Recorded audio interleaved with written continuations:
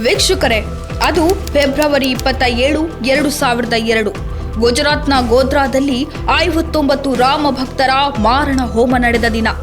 ದೇಶದ ವಿವಿಧೆಡೆಯಿಂದ ಅಯೋಧ್ಯೆಗೆ ಕರಸೇವೆಗಾಗಿ ರಾಮ ಭಕ್ತರು ತೆರಳುತ್ತಿದ್ದ ಸಂದರ್ಭ ಅದು.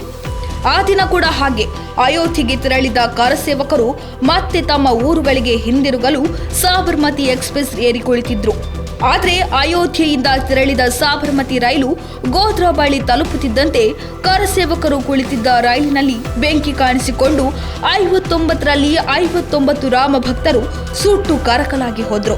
ಆದರೆ ಇದು ಆಕಸ್ಮಿಕ ಘಟನೆ ಎಂದು ಅಂದಿನ ಕೆಲ ರಾಜಕೀಯ ನಾಯಕರು ಎದುರಂತವನ್ನ ಮುಚ್ಚಿ ಹಾಕಲು ಪ್ರಯತ್ನಿಸಿದ್ರು ಮತ್ತು ತನಿಖಾಧಿಕಾರಿಗಳು ಕೂಡ ಅದೇ ಅಭಿಪ್ರಾಯವನ್ನ ವ್ಯಕ್ತಪಡಿಸಿದ್ದರು. ಆದರೆ ಇದರ ಬಗ್ಗೆ ಕೂಲಂಕುಷವಾಗಿ ತನಿಖೆ ನಡೆಸಿದ ನಾನಾವತಿ ಕಮಿಷನ್ ತನ್ನ ವರದಿಯಲ್ಲಿ ಸ್ಫೋಟಕ ಸತ್ಯವನ್ನ ಬಹಿರಂಗಗೊಳಿಸಿದ್ದು ಮಾತ್ರವಲ್ಲದೆ ಒಮ್ಮೆ ಇಡೀ ದೇಶವನ್ನೇ ಅಚ್ಚರಿಗೊಳಿಸಿತ್ತು. ಹಾಗಾದ್ರೆ ನಾನಾವತಿ ಕಮಿಷನ್ ವರದಿಯಲ್ಲಿ ಏನಿದೆ ಎಂಬುದನ್ನು ಸಂಕ್ಷಿಪ್ತವಾಗಿ ತಿಳಿಸುವ ಪ್ರಯತ್ನ ನಮ್ಮದು.